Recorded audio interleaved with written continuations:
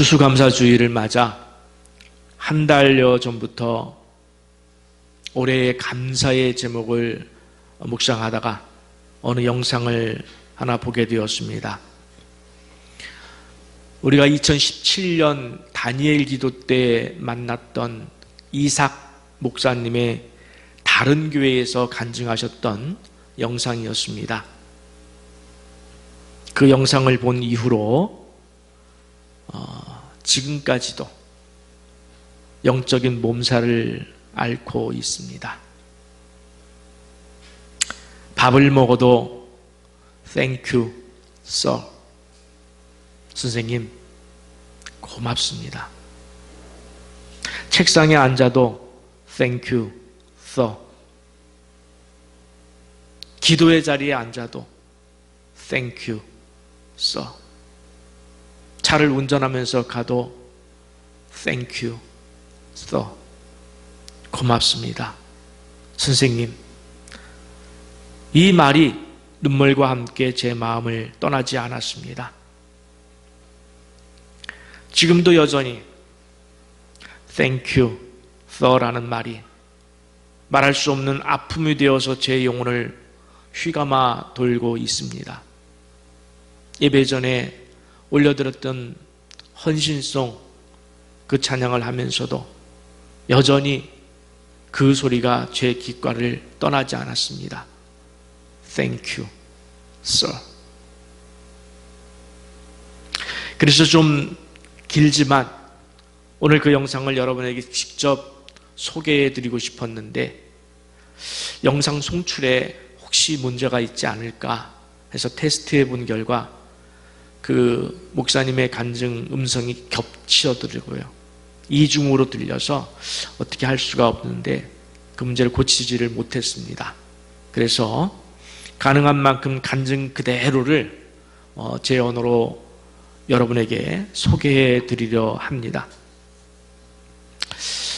오래전 이상 목사님께서 중국을 선교하실 때였습니다. 이상 목사님은 북한과 중국을 선교하시는 미국 시민권자이면서도 한국인이십니다. 두려운 마음에서 이제 호텔에서 전도지 단 4장만 가지고 숨겨가지고 그것도 택시를 타고서 멀리 호텔에서 멀리 떨어진 청와대학교 주차장까지 갔습니다. 그곳에서 운명의 19살 여학생을 만났습니다. 자전거들이 질비하게 서 있는 곳까지 가서 이제 자전거 앞에 붙어 있는 시장 바구니라고 그러죠. 그 바구니 안에 누가 볼세라 몰래 두려운 마음으로 전도지를 넣으려고 하는데 뒤에서 선생님 그거 제 자전거인데요 라는 소리가 들렸습니다. 깜짝 놀라서 뒤돌아보니 한 여학생이 서 있었습니다. 그 여학생이 목사님께 전도지를 가리키면서 그거 제게 주세요. 순간적으로 목사님은 여러 가지 복잡한 생각이 들었습니다. 전도지를 땅에 떨어뜨리면 그냥 쓰레기를 버린 벌금으로 우리 돈으로 한 1,000원 정도 벌금을 내면 끝날 것을, 만약에 전도지를 그 여학생에게 직접 전해주면 외국인 전도죄에 걸리게 되어 있습니다. 만약에 경찰이 그것을 보게 되면은 최하 15만 원 정도의 벌금을 내야 합니다. 돈이 문제가 아니라 그 다음에 감옥까지도 갈 수 있다는 사실을 목사님은 너무도 잘 알고 있었습니다. 그러면 지혜롭게 전도지를 그냥 땅에 툭 그 여학생 발 밑으로 떨어뜨려 주면 되는데 제정신이 아니었던지 전도지를 그 여학생에게 직접 전달하고 말았습니다. 그러고는 무서워서 빨리 뒤돌아서서 도망하려 하는데 그 여학생이 말합니다. 이거 다 읽을 때까지만 기다려 주실 수 없나요? 목사님은 정말 무서운 마음에 어정쩡한 모습으로 서 있었는데 그 학생이 전도지를 읽는 시간은 겨우 한 2, 3분 정도, 요만한 쪽지니까 한 2, 3분 정도 걸렸습니다. 그런데 그 여학생은 전도지를 읽으면서 하염없이 눈물을 흘리고 있었습니다. 그 짧은 시간이었는데 목사님 너무 당황스러웠어요. 중국어를 모르시는 목사님은 솔직히 그 전도지의 내용도 몰랐습니다. 전도지의 내용도 몰랐어요. 그런데 그 내용이 이 여학생을 울리리라고는 상상도 못했는데 그 여학생이 울면서 하는 말이, 선생님, 이것 말고 또 없어요? 라고 묻습니다. 있지요. 책도 있습니까? 있지요. 많이 있나요? 얼마든지 있지요. 그러면 선생님, 제가 4시간 후에 다시 여기에 올 테니 우선 한 가방 가져다 주실 수 있나요? 알았다. 대답하고 호텔로 돌아와서는 고민이 생긴 거예요. 만약 이 여학생이 경찰이면 어떻게 하나? 경찰이면 어떻게 하나? 함정에 빠지는 거 아니겠어요? 걱정 속에 하나님께 기도했습니다. 하나님, 가요? 예, 목사님의 어투가 그래요. 예, 하나님, 가요? 하나님께서 약속했잖아 라고 말씀하시는 것을 듣고 가방을 만들어서 갔습니다. 약속 장소에 그 여학생이 나와 있었고 그때부터 그 학생에게 성경을 가르치기 시작을 했습니다. 그러고는 7, 8개월 동안 이제 다른 형제들에게 훈련을 맡겨놓고 목사님은 바로 미국으로 다시 돌아갔는데 그 여학생이 누구냐면은 청와대학교 학생으로, 우리 한비 씨 알고 있을까? 청와대학교 수준이 어느 정도 수준이지? 중국에서? 하이 클래스지? 최고 좋은 학교지? 내가 알기로도.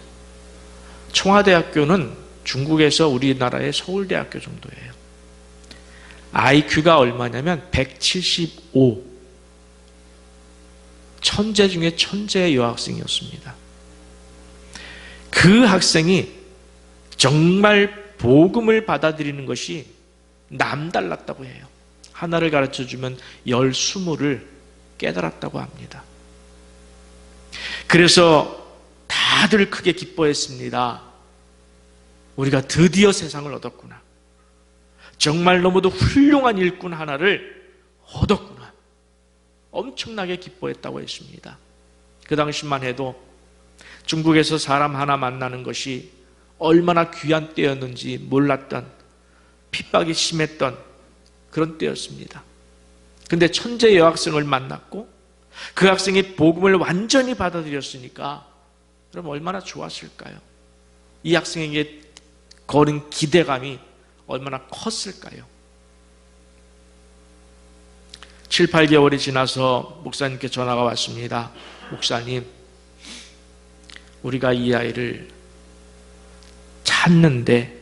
찾아보았는데 그 아이가 안 보입니다. 돈을 준비해서 들어와 주세요.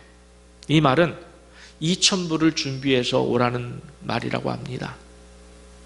당시만 해도 2,000불이면 우리 돈으로 250만 원, 그 정도 돈을 감옥에 있는 간수에게 주면은 감옥에서도 사람을 빼내올 수 있는 그 정도였습니다. 그래서 목사님은 부랴부랴 돈을 준비해가지고 중국에 들어가서 그 여학생을 찾았는데 3개월이 지나도 그 학생의 자취를 찾을 수가 없었던 거예요. 그러다가 결국 운남성의 감옥에 갇혀 있다는 연락을 받았습니다. 당장 돈을 챙겨서 운남성으로 가려는 중에 그 학생의 어머니와 연락이 닿았습니다. 그런데 그 아이가 바로 어제 석방되었다는 거예요. 다행이다 싶은 마음에서 그 아이를 만나러 갔는데 그 아이를 도무지 알아볼 수 없는, 얼굴이 전혀 상상이 되지 않는, 도저히 알아볼 수 없는 그런 얼굴, 또 그런 몸, 그리고 다리를 질질 끌면서 오더랍니다.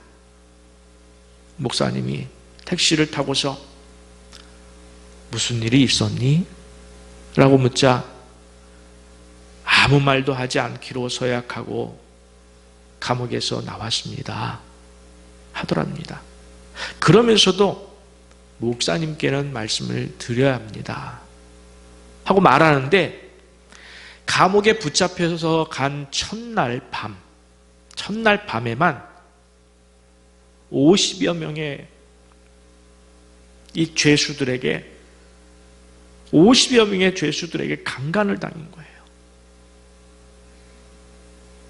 그 다음 날에도, 또 그 다음 날에도,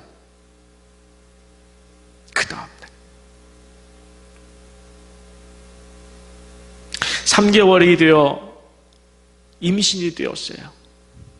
그래서 당국에서도 할 수 없이 석방해 주면서 너 여기서 있었던 일 아무한테도 누설하지 않겠다고 서약하면 돌려보내주마. 그래서 서약하고 나온 거랍니다. 그 말을 들으면서 목사님은 미안하다.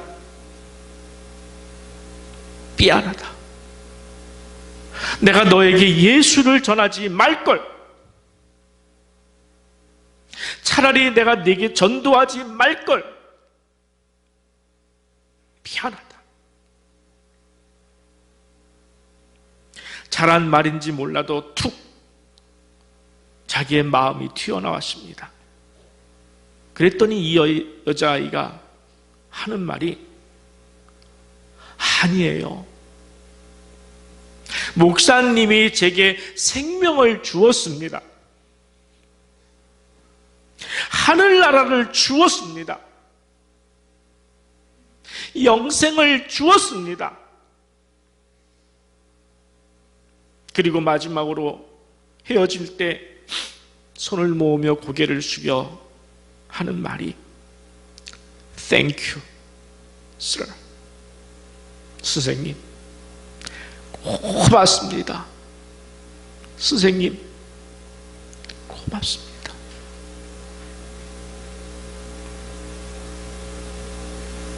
몇 달 후 그 아이로부터 편지가 왔습니다. 성경에 옷 2벌 갖고 다니지 말라고 해서 지금 입고 있는 옷 하나만 입고 다닙니다. 성경에 치약 칫솔 가지고 다니지 말라는 말은 없어서 치약 칫솔 하나는 들고 다닙니다. 사람들이 환영해 주면은 그 동네에 머물러 복음을 전하고, 환영해 주지 않으면 먼지까지 털어버리라고 성경에 나와 있어서 그렇게 하고 살고 있습니다. 당시 중국 인구가 13억이었는데 13억 인구에서 뽑혀서 유일하게 청와대학교 전액장학금을 받은 천재 여학생이었는데 장래가 촉망된다고 했던 학생이었는데 목사님을 만나고 나서 예수를 만났고, 예수를 만남으로 세상의 시각에서 볼 때는 완전히 망가진 인생이 되고 말았습니다. 몇 달 후 다시 그 여학생에게 편지가 왔는데, 이렇게 해서라도 나를 하나님의 사람으로 만들어 가시는 하나님이신데 내가 그 하나님을 찬양합니다.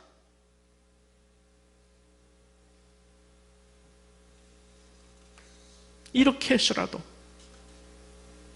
인간이 당할 수 있는 모든 비천한 자리까지 가서 짓밟히는 자리, 임에도 이렇게 해서라도 나를 하나님의 사람으로 만들어 가시는 그 하나님을 찬양합니다.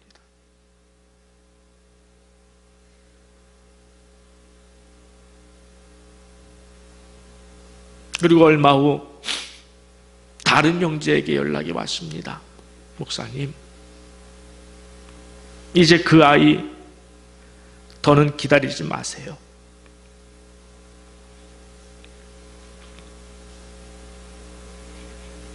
하늘나라로 갔습니다.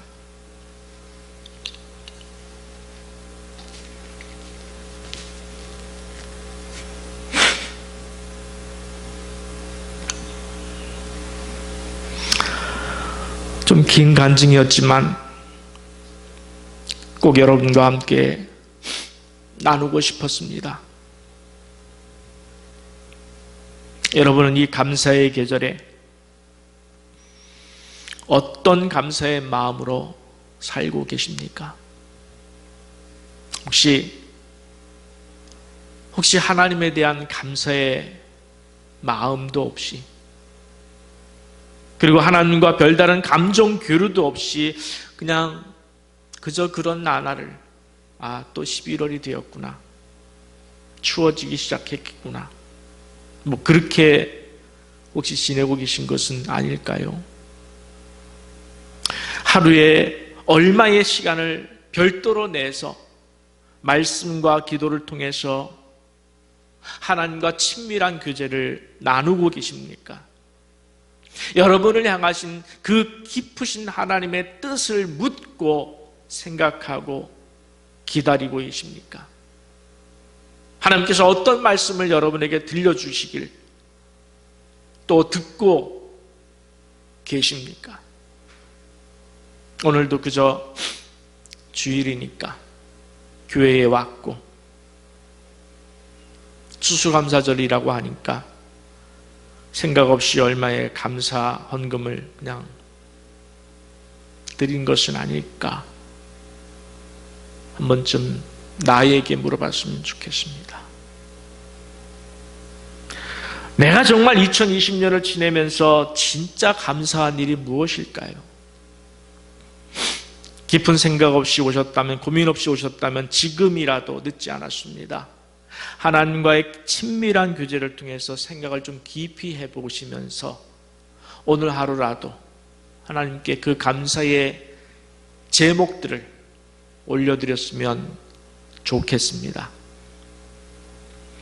오늘 본문은 오병이어 기적 다음 날의 일입니다. 다음 날도 떡을 기대했습니다. 사람들은 떡을 기대하고 온 사람들에게 이제는 예수께서 떡 대신에 주신 말씀이 바로 오늘 본문의 말씀입니다. 함께 35절 36절을 제가 봉독해 올리겠습니다. 예수께서 이르시되 나는 생명의 떡이니,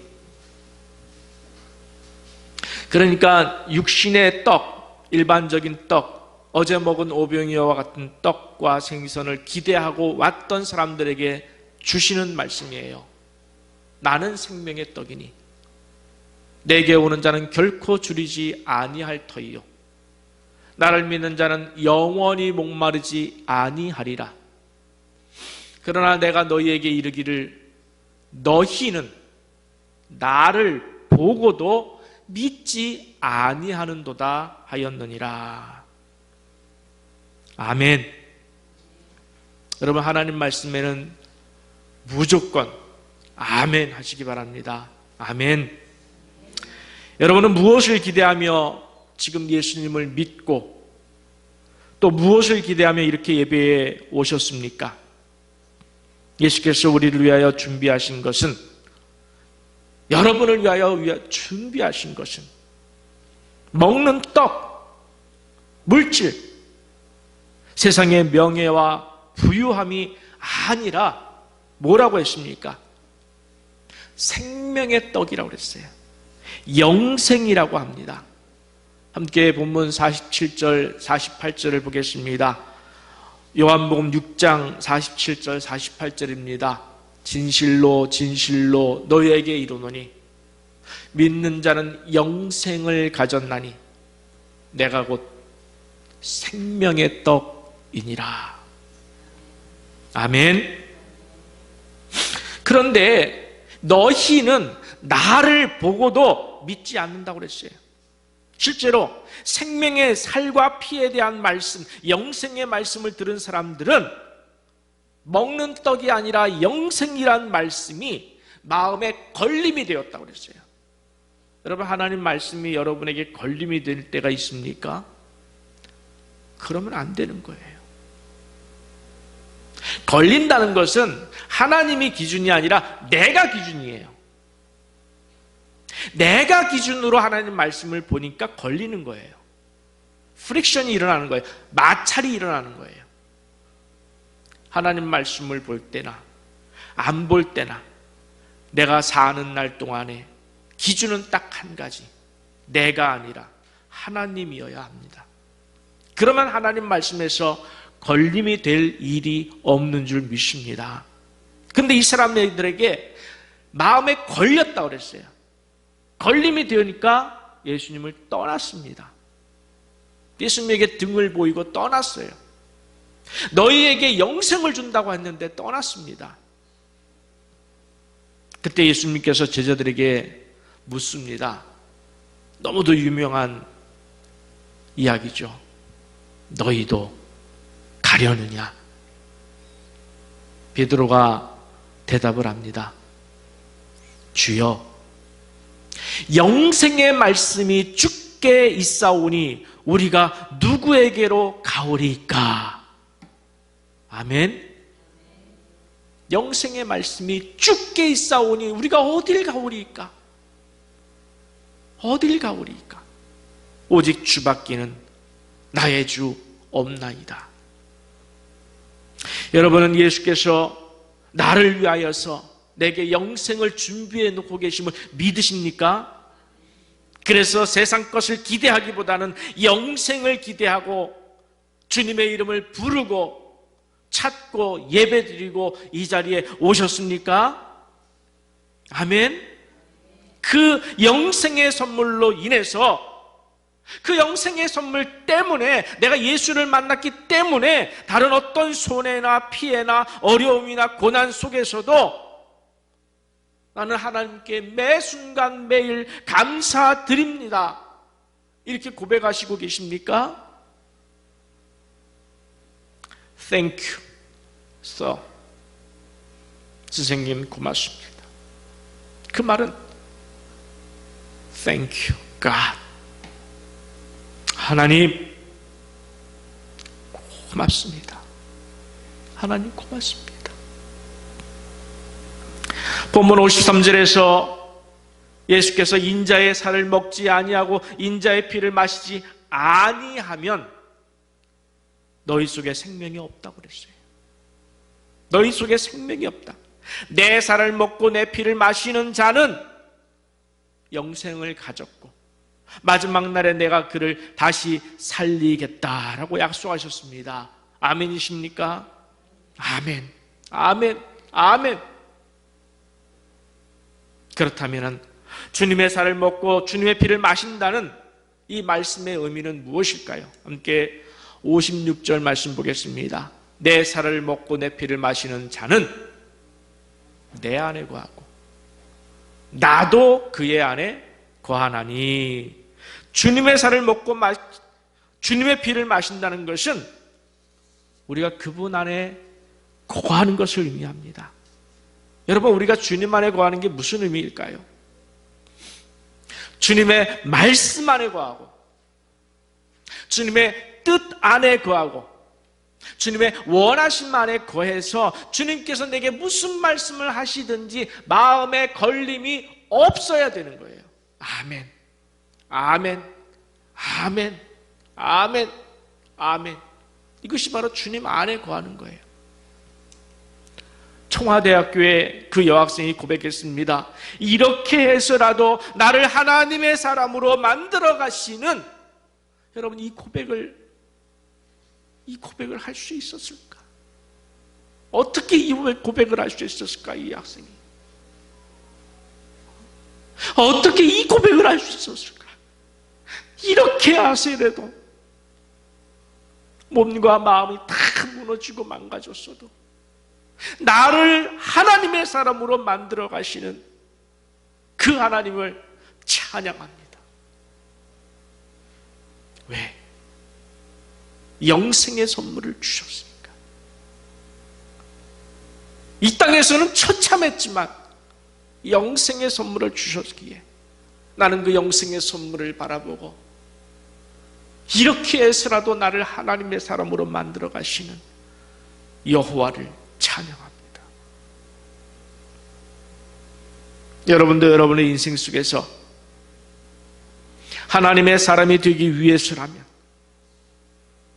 아니 하나님께서 나를 하나님의 사람으로 만들어내시기 위해서라면 그 어떤 고난도 감당하겠다는 믿음으로 그 하나님을 바라보고 늘 감사하며 찬양을 올려드리고 계십니까? 하나님이 그 역성을 보시면서 얼마나 기쁘셨을까요? 얼마나 기쁘셨을까요? 그 하나님이 그 여학생을 보시고 기뻐하셨던 똑같은 그 하나님이 우리를 보시면서도 그와 같은 기쁨을 누리실까요? 솔직히 저 자신은 참 두렵습니다. 두려워요. 제가 그렇게 견뎌내며 살지 못할까 두렵습니다. 그러면서도 또 다짐합니다. 주여, 어떤 고난이 와도 하나님께서 나를 하나님의 사람으로 만들어내시기 위해서 필요한 고난이라면 지금까지도 그 고난 속에서 감당하게 하옵소서 기도하고 있습니다. 올 한 해를 지내면서 여러분, 하나님께서 이렇게 해서라도 나를 하나님의 사람으로 만드시길 원하시는구나 라고 하는 영적 깨우침의 지점들이 있으셨나요? 한번 돌아보시기 바랍니다. 하나님이 나를 하나님의 사람으로 만드시기 위해서 이 일을 하시는구나 하고 깨우쳤던 지점들, 시점들, 사건들 있으셨습니까? 아니면 그냥 아무 생각 없이 하나님께서 내게 무엇을 원하시는지에 대한 관심이나 갈등이나 목적 없이 그냥 살아온 세월인지요? 여러분을 책망하기 위해 드리는 말씀이 전혀 아닙니다. 제가 여러분을 책망할 자격이 없어요. 이것은 스스로 여러분이 묻고 하나님께 대답을 해야 되는 거예요. 하나님께.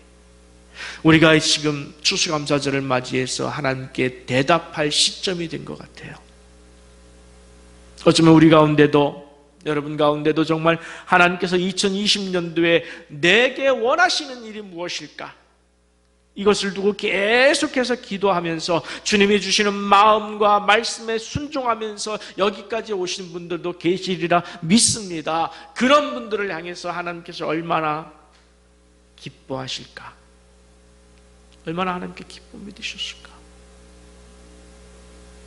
여러분들이 그 기쁨에 하나님께 기쁨을 올려드리는 하나님의 자녀들이 되시기를 축복합니다. 저는 이번 추수감사절을 맞아서 감사의 제목들을 찾아보니까 너무도 많았습니다. 먼저 쉬지 않고 매일 저녁 미스바 기도회를 통해서 하나님께 무릎 꿇은 것이 정말 가장 큰 감사였습니다. 그리고 작년 다니엘 기도회 이후에 제 마음속에 기도가 필요한 환우들 15가정을 두고 하루도 빠짐없이, 정확히 따져보면 11개월이겠죠. 다니엘 기도회 끝나고부터 드렸으니까. 하루도 빠짐없이 그들을 위해서 중보기도 할 수 있게 하신 하나님을 찬양했습니다. 림프암 4기를 앓고 계신 이주영 목사님, 댕기열 환자인 선교사님 딸 김혜원 양, 소토스 증후군을 앓고 있는 진선우 군,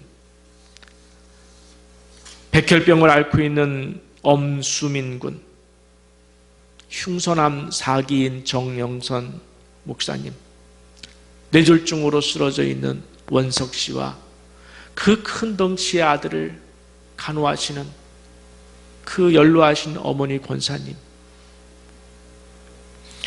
제한성 폐질환을 앓고 있는 민호군, 백혈병을 앓고 있는 요셉 씨, 차지 증후군을 앓고 있는 민준이, 백혈병을 앓고 있는 전이주양, 혈액암을 앓고 있는 김성태 목사님과 신부전증을 앓고 있는 그 사모님,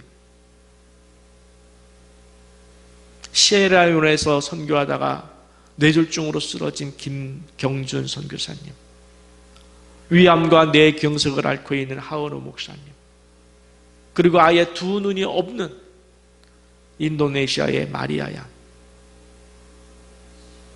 심장병을 앓고 있는 이윤세 양까지 이들을 위해서 하루도 빠짐없이 기도할 수 있었다는 것, 그것만으로도 저는 하나님께 감사의 기도를 올려드렸습니다. 어제 저녁까지. 어느 날 기도하는데 어쩌면 이들 가운데는 누구는 하나님께서 하늘나라로 그동안 부르셨을지도 모른다는 마음이 들었습니다만, 계속해서 기도하는 것은 그들의 치료뿐만 아니라 그들의 질병조차 하나님께 영광이 되게 하소서, 그들을 통하여 하나님 영광을 받으소서, 그들을 통해서 가족이 하나님을 만나는 계기가 되게 하옵소서, 그들이 오늘 하루 어제보다 온전한 하루가 되게 하옵소서, 그들의 삶이 지금 목숨의 경각이 달려있다 할지라도 어제보다 오늘 하루를 더 살아야 된다면 더 거룩하게 살게 하옵소서. 그리고 특별히 제가 1월 달에 신종 인플루엔자라고 그랬죠. 그때 한 몇 년 전에 이렇게 유행했던 그 신종플루에 감염이 돼서 알았었는데, 하루 저녁 밤은 너무 몸이 고통스러운 거예요. 그렇게 아파본 적이 없었던 것 같아요. 몸이 아픔에 느꼈던 것이. 그 경험을 주신 하나님이 이유가 있겠구나. 그런데 이 15가정을 생각하면 매일 밤이 그 고통일 것 같아요. 진통제 없이는 잠을 못 자고. 그래서 늘 기도한 것이 그거예요. 밤마다 하나님, 오늘 밤도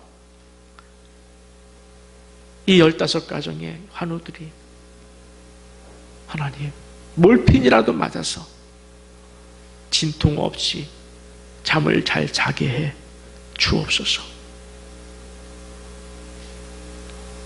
만난 적도 없습니다. 그분들이 저를 몰라요. 저의 정말 작은 기도지만 하나님께서 사용하여 주실 줄 믿고 드린 기도였기에 어젯밤까지 계속해서 이어오고, 이제 오늘부터 시작되는 새로운 다니엘 기도회 때 또 정리해서 이제 그분들을 위해서 새롭게 기도할 것입니다. 또 매일 한 분도 빠짐없이 우리 새생명 가족들의 생명과 믿음과 삶을 놓고 기도할 수 있어서 감사했습니다.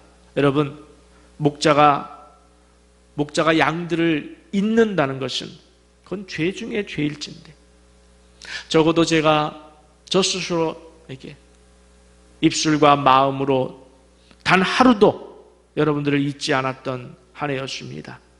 그래서 감사했습니다. 여러분, 하나님께서 여러분에게 무엇을 해 주어야 하나님 진심으로 하나님 감사합니다 라고 진심으로 고백할 수 있겠습니까? 아직도 하나님 정말 감사합니다라고 고백하기에 뭐가 부족하십니까? 뭐가 부족하십니까? 영생의 선물이면, 천국의 선물이면 충분하지 않겠습니까? 지금 여러분의 삶에 대해서 자족할 수 없겠습니까? 하나님 감사합니다. 하나님 감사합니다.